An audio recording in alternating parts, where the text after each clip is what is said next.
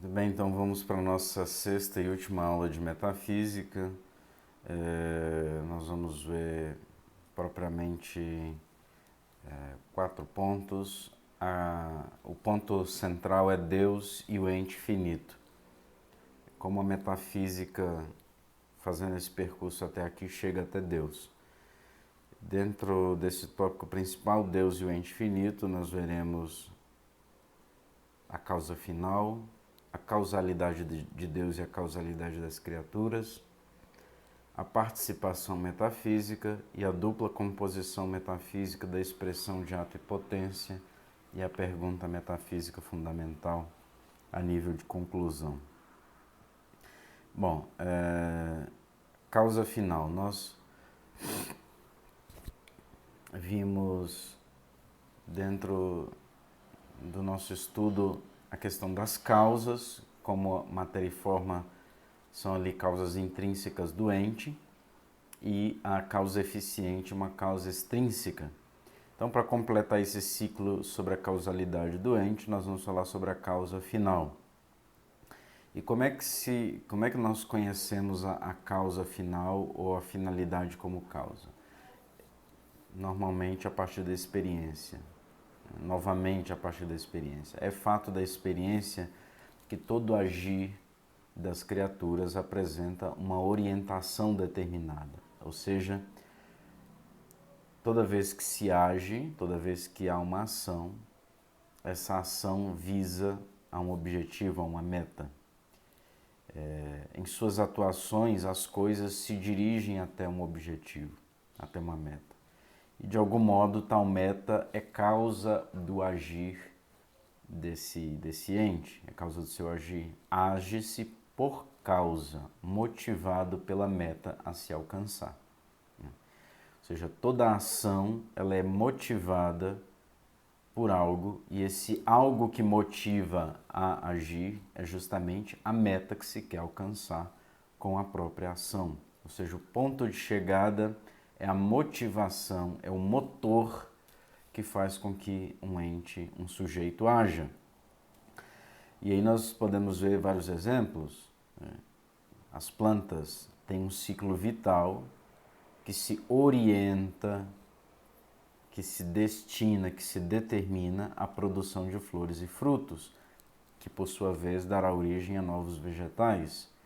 Também seres humanos, por exemplo, agem tendo em vista algumas metas, alguns objetivos a se alcançar.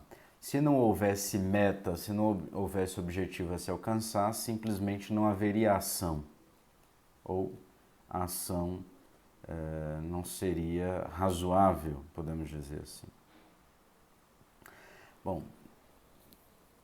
tendo em consideração isso, que toda ação visa um objetivo, uma meta, nós podemos dar uma primeira definição de causa final como aquilo em vista do qual algo é feito, ou seja, é a posição, é o objetivo que se quer alcançar. Causa final, então, é aquilo em vista do qual algo é feito.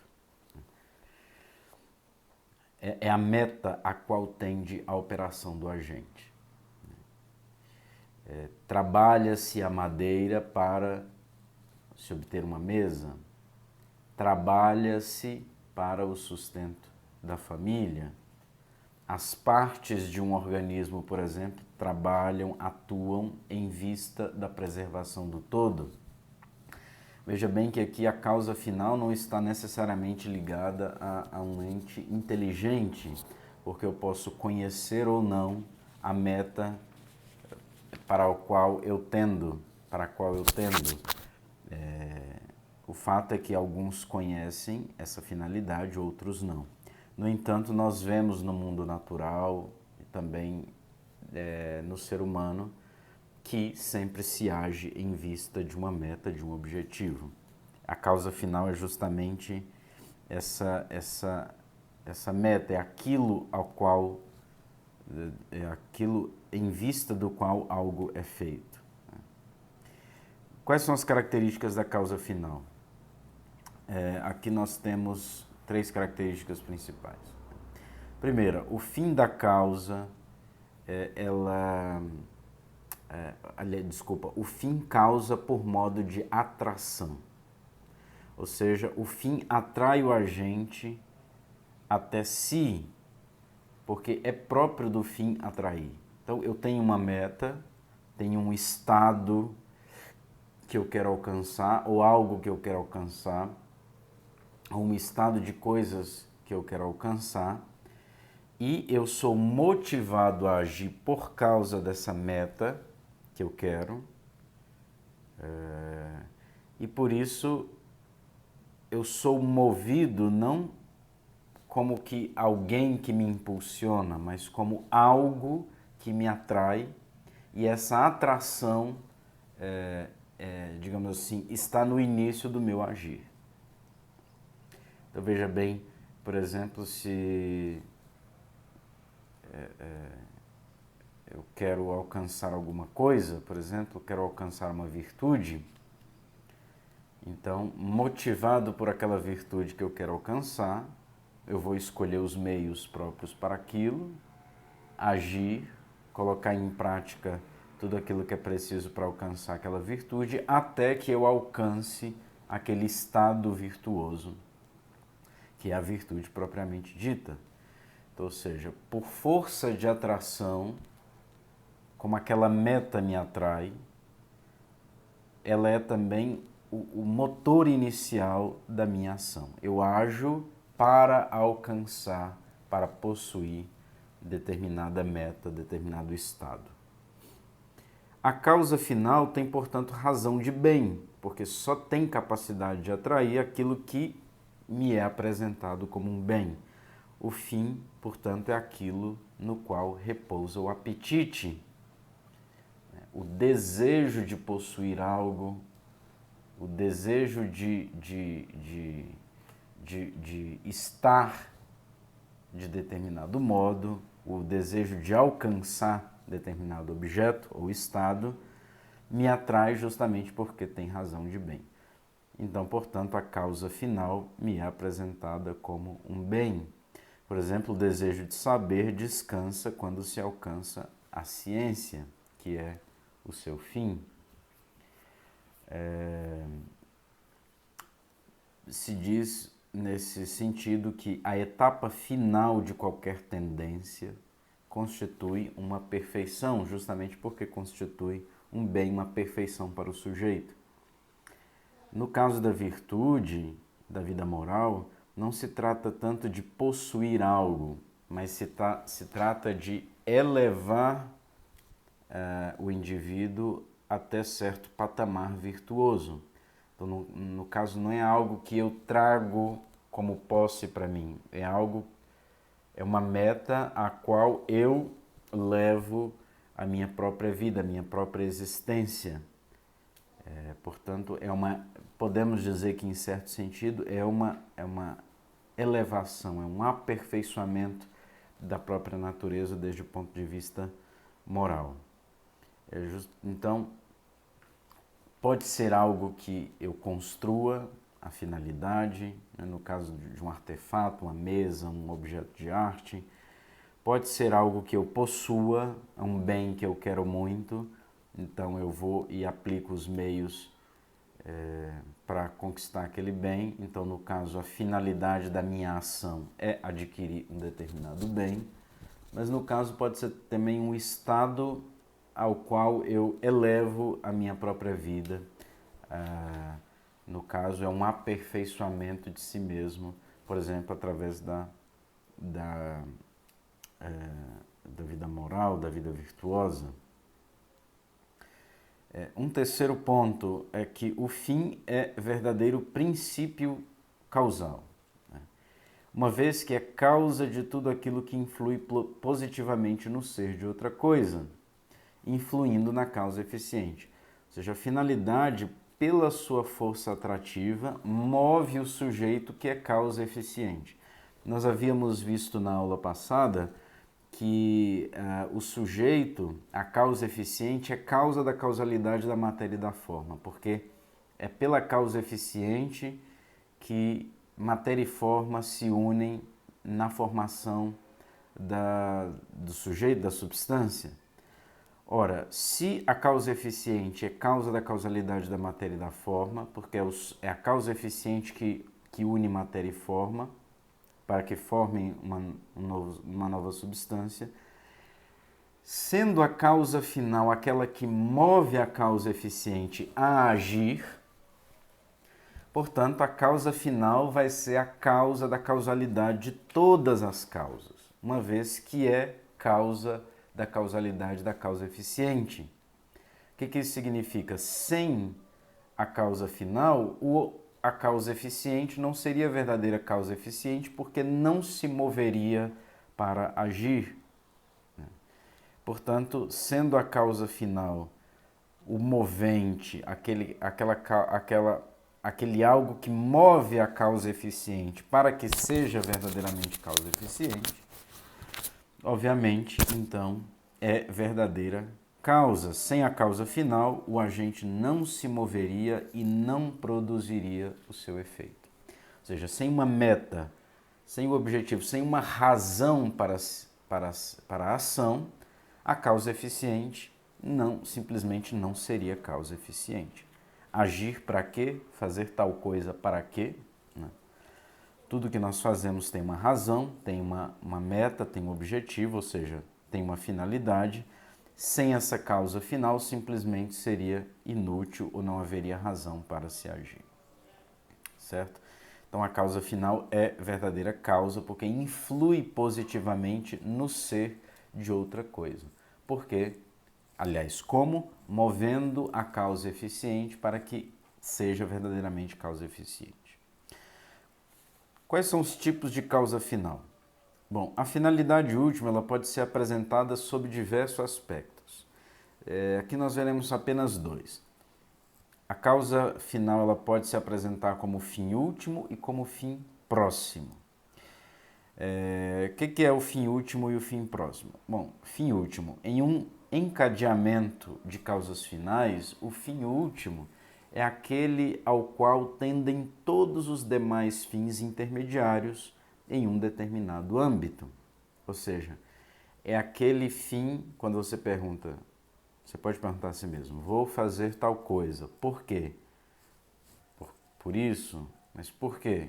Por isso, quando você chega a um fim buscado por si mesmo, ou seja, um fim que termina nele mesmo, que não é por causa de outra coisa, aí nós temos um fim último.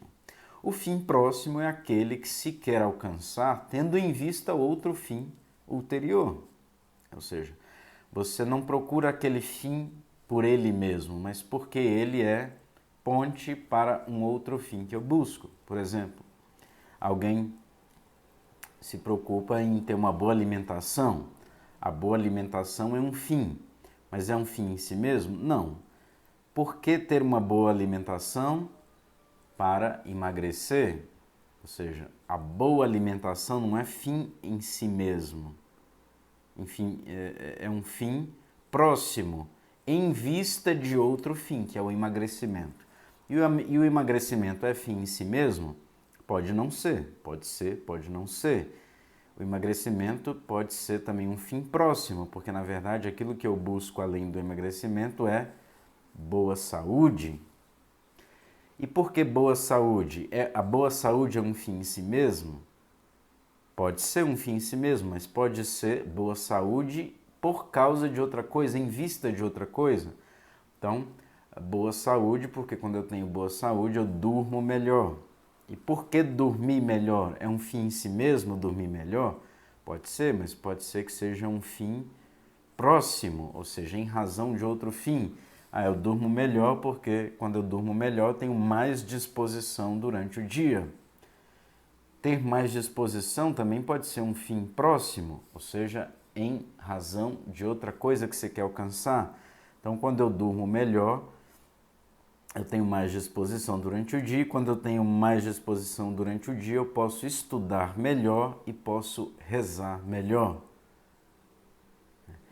E rezar melhor, estudar melhor pode ser um fim em si mesmo? Sim, pode ser um fim em si mesmo, ou pode ser ainda ter um outro fim. Ou seja, quando eu chego ao fim último, por exemplo, estudar melhor e rezar melhor me faz conhecer melhor a Cristo e a amá-lo mais. Quando eu chego, então, isso pode ser um fim último. Amar mais a Cristo é, digamos assim, a finalidade última de uma boa alimentação. Veja bem como as razões podem ser, inclusive quando podem estar distantes do fim próximo, um fim último, normalmente ele tem mais substância, ele tem mais densidade, ele significa mais, né? E é importante nós fazermos isso porque isso pode inclusive nos dar a motivação certa para determinados atos, né? No final, não é só uma questão de emagrecer, mas de ter uma relação melhor, de amar mais nosso Senhor Jesus Cristo, no fundo, né?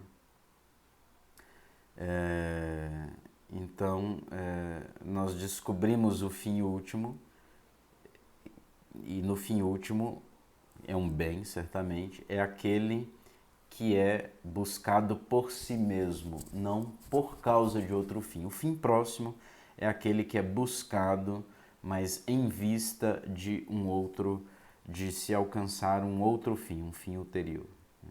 Em termos absolutos, Deus é o fim último de todo o criado. Deus é aquele que nós buscamos por si mesmo. E aqui nós entendemos porque Deus é o fim último de todo o criado, já que o fim tem razão de bem, ou seja, se nós queremos alguma coisa, se nós queremos alcançar determinado fim, é porque ele se nos apresenta como um bem. Sendo Deus a bondade infinita, só Deus pode ser, de fato, o fim último em termos absolutos, né? Ou aquilo que é relacionado a Deus. Se as coisas atraem, portanto, na medida em que são boas, sendo Deus a bondade infinita, a própria bondade é fim último de todas as coisas. Alcançar a Deus significa alcançar a perfeição da própria espécie. Qual é a perfeição do homem? É Deus, está em Deus. A perfeição do homem está em Deus. Justamente porque Deus é o fim último e a perfeição é possível ao homem. As criaturas livres podem, ainda que naturalmente, ordenadas ao bem, ordenadas a Deus, elas podem desordenadamente propor-se como fim algo diverso de Deus. Veja bem, esse é o livre-arbítrio, que na verdade é um mau uso da liberdade. Eu posso, mesmo sendo todo ser humano é naturalmente, digamos assim, tendente a Deus, naturalmente tem essa tendência, essa inclinação até Deus, é uma inclinação natural até Deus. Mesmo assim, o homem, porque tem o livre-arbítrio, pode, usando mal a sua liberdade, desordenadamente afastar-se desse fim último que é Deus, elegendo outras coisas ou colocando algo diverso no lugar de Deus. São Tomás explica isso quando diz na Suma Teológica que todos os seres humanos, todos nós procuramos a felicidade. Mas, aliás, inspirado em Aristóteles, que fala sobre isso na Ética Nicômaco, que todos buscam a felicidade e isso é ponto pacífico, todos concordam com isso, né? Vamos dizer assim. Mas em que consiste a felicidade? Nisso muitos erram, porque muitos pensam que a felicidade está no dinheiro, na fama, nos bens materiais, enfim. São Tomás chega à conclusão, obviamente, que a felicidade está em Deus. Então, Deus é o fim último do homem, mas mesmo assim o homem pode errar na busca por Deus, na busca pela felicidade, e pode eleger outra coisa, colocar outra coisa no lugar de Deus. Porém, o certo é que a inclinação natural, por inclinação natural, todos os homens tendem a Deus como seu fim último. Bom, falando sobre essa questão da inclinação natural, a inclinação natural nós chamamos apetite natural do fim. É algo que surge da própria natureza, do próprio ser da coisa, da própria essência, melhor dizendo, da coisa, e não de um conhecimento do fim. Nesse sentido, quando essa tendência a agir de determinada forma surge da própria essência, da própria natureza da coisa, nós dizemos que essa tendência tem um caráter necessário. A reprodução dos animais, por exemplo, das plantas, é uma ação. Todos os animais tendem à reprodução da espécie, por exemplo, é uma ação necessária. Não é que em determinado momento da vida os animais ou as plantas escolhem reproduzir-se ou não. É uma tendência natural, uma tendência da qual não se pode escapar. Já esse apetite, essa orientação que surge do conhecimento, se diz apetite ilícito, não ilícito, ilícito. No caso, os homens. Os homens, eles obviamente têm tendências e apetites naturais, mas eles podem conhecer o fim ao qual tendem esses apetites e podem, inclusive, pelo livre-arbítrio, renunciar a essas tendências naturais. Erroneamente ou por um bem, por uma finalidade maior. Por exemplo, é natural ao ser humano a tendência a o homem unir-se à mulher e a geração de filhos. É uma tendência natural. Porém, o celibato é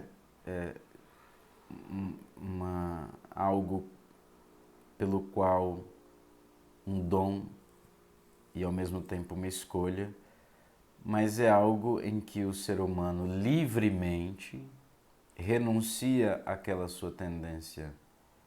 Não renuncia à tendência, mas renuncia ao cumprimento da tendência natural em favor de um bem maior. Que é o celibato em favor do reino de Deus, em favor de Cristo, para uma consagração a Cristo. Então veja bem que isso não significa que a geração de filhos seja um mal de forma alguma, mas livremente, conhecendo a finalidade da geração de filhos e conhecendo a finalidade do celibato, livremente se adere ao celibato como um bem maior para o sujeito que elege essa outra via, este outro bem, essa outra finalidade. Então, nos seres dotados de razão, nós temos algo a mais do que a mera determinação ou do que a mera necessidade. Nós temos a livre eleição e, aliás, a finalidade última exige da parte do ser humano, ele tem já um apetite, uma tendência natural, por exemplo, a Deus, mas exige do ser humano uma adesão livre àquela finalidade última, inclusive colocar ali em ação os meios para se alcançar essa finalidade. Então, essa é a diferença entre aqueles seres que tendem a um determinado fim meramente por necessidade e aqueles seres racionais que tendem a um determinado fim, mas se exige também uma adesão ao fim, sobretudo ao fim último, e a consequente posta em prática dos meios para se alcançar aquele fim. Mas uma coisa que nós podemos dizer com certeza é que a existência da finalidade é algo que concerne a todo ente.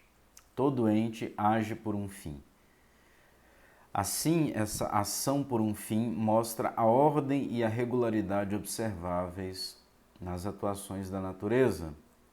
Tanto os seres livres como os que atuam de forma necessária agem precisamente para conseguir o seu fim. Então, a natureza, os vegetais, as plantas, os animais, o próprio universo, a ordem no universo e a ação do universo, a regularidade de todas as coisas, mostra que se age sempre por um fim. Atuar por um fim não significa percebê-lo como tal fim. Ou seja, eu já tinha dito, agir por um fim não significa que aquele que age por um fim tenha consciência de que age por um fim. Mas agir por um fim implica uma direção exata nas operações. Também os seres não inteligentes e os que carecem em absoluto de conhecimento atuam por um fim, ou seja, movem-se até algo determinado, ainda que sem sabê-lo. Os animais, quando se reproduzem, praticam uma ação tendo em vista um fim. Que fim é esse? A preservação da espécie. E não tem consciência desse fim. Não tem consciência desse fim. Chamamos fim aquilo ao qual tende a inclinação do agente. Caso alcance essa última etapa, dizemos que conseguiu o seu fim. Se não obtém, afirmamos que se afasta do seu objetivo. Então, como é que nós percebemos essa finalidade na natureza? Primeiro, a ordem interna das ações da natureza. Em todos os processos ordenados a um fim, as distintas etapas se sucedem por causa desse fim. Ou seja, todo o processo visa o fim. Se a gente vê, por exemplo, o surgimento das borboletas, tem sempre o mesmo processo visando o indivíduo final, que, no caso, um indivíduo da espécie significa, um novo indivíduo da espécie significa essa espécie, por enquanto, está preservada, a perpetuação da espécie. Então, a regularidade dos processos, das etapas, em todos os indivíduos ali de determinada espécie, indica justamente que existe um fim para aqueles atos, né? Inclusive, o mesmo processo repetido por todos os indivíduos da espécie. Então, essa regularidade dos processos naturais manifesta que o processo em si visa um fim. Alcançar o fim significa alcançar a perfeição da própria espécie. Existe também a finalidade nas atuações livres, ou seja, os seres inteligentes tendem ao seu fim de maneira peculiar. Primeiro, os seres inteligentes conhecem o seu fim, não só o fim último, mas os fins intermediários também. Depois, esses seres inteligentes interiorizam esse fim. E interiorizando-no, têm domínio sobre as ações relacionadas com ele. Ou seja, aqui resumindo o processo, eu conheço o fim, eu quero, porque eu vejo aquele fim como um bem para mim, eu coloco em prática os meios para alcançar aquele fim e, por fim, eu tenho a posse daquele fim. Se eu estou com fome, o fim é alimentação, então me dou conta de que eu estou com fome, é um conhecimento. Eu quero comer, mas para comer eu preciso fazer a comida. Então eu vou pensar nos meios para alcançar aquele fim, aquela meta, colocar em prática aqueles meios e a posse será a própria alimentação, que será o fim da fome, ou seja, a posse do bem, que é a nutrição. Então, essa é a diferença. Os seres irracionais, eles agem em vista de um fim, mas não sabem, não têm consciência racional de que agem por um fim. Os seres inteligentes, eles agem em vista de um fim, mas conhecem aquele fim, inclusive pode guiar suas ações em vista daquele fim. E pode também, desordenadamente, rejeitar aquele fim, né, mesmo sendo um bem E aí por vários motivos. A questão é que a finalidade natural que nós observamos no mundo natural, nas plantas, nos animais, exige uma inteligência ordenadora. Às vezes, a inteligência que pré-ordena algo a um fim encontra-se unida ao agente, às vezes encontra-se fora do agente. Por exemplo, eu quero fazer uma mesa. Então, eu vou lá, partindo dessa minha intenção, e faço uma mesa. Ou seja, eu ordeno a minha ação a partir de mim mesmo para alcançar a meta, que é uma mesa feita. Porém, outras vezes, essa inteligência ordenadora dos atos está fora do agente. Por exemplo, qual é a finalidade da flecha disparada? Dá esse exemplo de São Tomás no De Potentia Dei. Qual é a meta, qual é a finalidade da flecha disparada? É o alvo. Mas quem foi que deu essa meta? Quem foi que colocou essa finalidade? Não foi a própria flecha, mas foi a inteligência do arqueiro, daquele que disparou a flecha. Assim, as criaturas carentes de conhecimento não podem dirigir-se a seu fim como consequência de sua apreensão. Ou seja, mesmo aquelas criaturas desprovidas de inteligência, de conhecimento racional, as plantas, os animais e até aqueles entes desprovidos de conhecimento total, eles não podem dar a finalidade a si mesmos. Eles tendem a uma meta, tendem a uma finalidade, mas não são eles que dão essa finalidade a si. Como o carpinteiro que vai fazer uma mesa dá a si mesmo a finalidade. Esses entes estão ordenados a uma meta de forma necessária por alguma inteligência superior.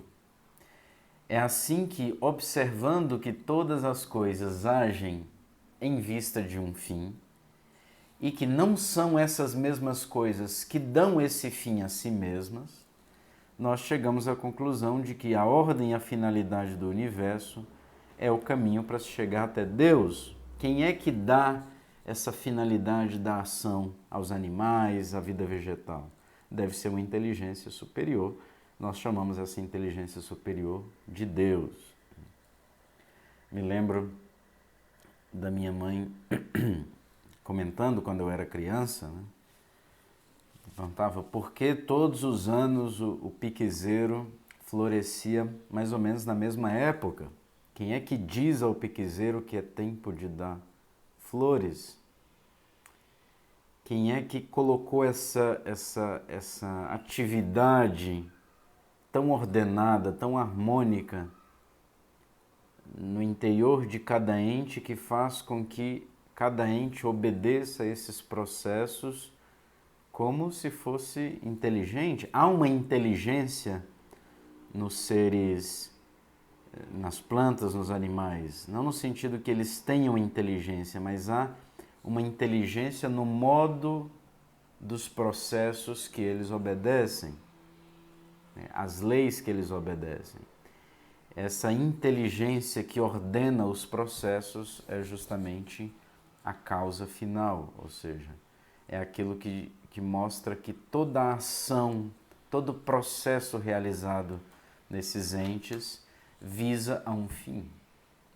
Por que o piquezeiro floresce? Para dar frutos, para a perpetuação, para o surgimento de novas plantas. Essa inteligência ordenadora é que dá a causa final a esses entes e não eles mesmos, ou seja, é Deus. Bom, chegando até Deus, nós chegamos no último ponto do nosso curso e nós chegamos a Deus como causa. Ao falar das causas e de como a criatura pode ser causa, nos deparamos com dois fatos muito importantes. Primeiro, a criatura é limitada. porque a criatura tem um início e tem um fim, é a contingência da criatura. A criatura também é limitada porque ela é formada de matéria e forma, ela é composta de matéria e forma. E a matéria, sendo um princípio limitante da forma, torna as criaturas perecíveis. Nós percebemos isso com frequência nas coisas que nos rodeiam. As coisas vão se desfazendo, nosso próprio corpo, nossa saúde, enfim, tendem a se desfazer justamente por causa dessa dimensão material que nós temos. A matéria limita e limitando faz com que o ente seja contingente, limitado. Por outro lado, nós vemos também que a criatura causa, nós vimos aí que a causa eficiente, o casal de gatinhos que geram um gato, é causa do gato, é causa eficiente do gato. Mas nós vemos também que o causar das criaturas é limitado. É limitado. Porque o gato gera gato, mas gera sempre a partir de algo pré-existente, a partir de si mesmo. Sou causa eficiente de um objeto, por exemplo, essa caixa de madeira. Sou causa eficiente dessa caixa de madeira, mas sempre a partir de uma madeira existente. Eu não crio do nada essa caixa de madeira.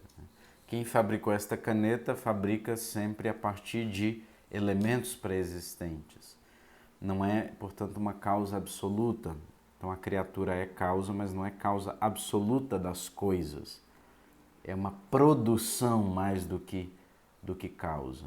Pode ser uma produção artificial, quando nós fazemos qualquer elementos artificiais a partir do nosso engenho, ou pode ser uma produção natural, quando há a geração de novos seres a partir de si mesmo, dos pais. E aí que nós chegamos a Deus como causa primeira. Causa primeira. Bom, para falar de Deus como causa primeira, vamos explicar um pouquinho melhor como o ser é causa limitada. O ente criado é causa limitada. Primeiro, a ação do agente criado é causa do fazer-se do efeito, mas não produz o ser enquanto tal. Como eu disse, o ente criado produz sempre a partir de algo pré-existente, né? Eu posso fazer deste livro aqui branco, posso pintá-lo de branco. Tudo bem, eu vou fazer com que este livro tenha um modo de ser diverso,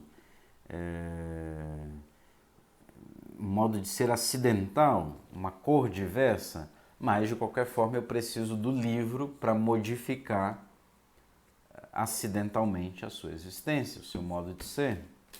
Ou eu posso transformar esse livro aqui em papel picado, não sei, triturar e fazer uma outra coisa, um objeto, um artefato. Mesmo assim, eu parti da existência de algo que já estava no ser, que já tinha ser. Então, de forma que toda a atividade dos entes, toda a atividade causal é sempre limitada, porque não causa o ser do nada, mas sempre parte de algo já existente. De consequência, o agente criado não é causa absoluta do efeito, mas é causa de sua origem, como eu disse, de sua produção a partir de algo pré-existente, seja matéria ou seja já uma substância que muda de forma. Isso porque os agentes naturais agem sempre por modificação. Pode ser uma modificação acidental, como eu disse, deixar esse livro aqui branco, ou pode ser uma modificação substancial, quando eu transformo este livro em outra coisa, uma mudança substancial, né? Mudança de forma, um novo ente a partir de um ente anterior, né? De outro ente ou a partir de si próprio, se é uma geração, por exemplo, o gato que gera outro gato. De consequência, a causalidade do criado não tem como efeito próprio e imediato o ser do efeito. Veja bem que quando eu fabrico um livro, eu não sou causa do ser do livro. Eu sou causa do livro enquanto ele é este livro, mas o ser deste livro já existia enquanto era outra coisa. Eu não sou causa absoluta do livro. Eu sou causa de que este livro seja livro, mas eu parti de outros elementos para que ele fosse livro. A causalidade da criatura, portanto, não explica a totalidade do efeito, mas apenas o fato de ele ser livro, ou de ser um livro vermelho, ou de ser um livro branco, e etc. Ou seja, a causa eficiente, ela não pode comunicar, a causa eficiente criada, ela não comunica o ser. Ela não faz com que o livro seja, mas faz simplesmente que esta matéria seja livro. Então, é uma causalidade limitada. A causalidade criada, portanto, exige uma causa primeira, que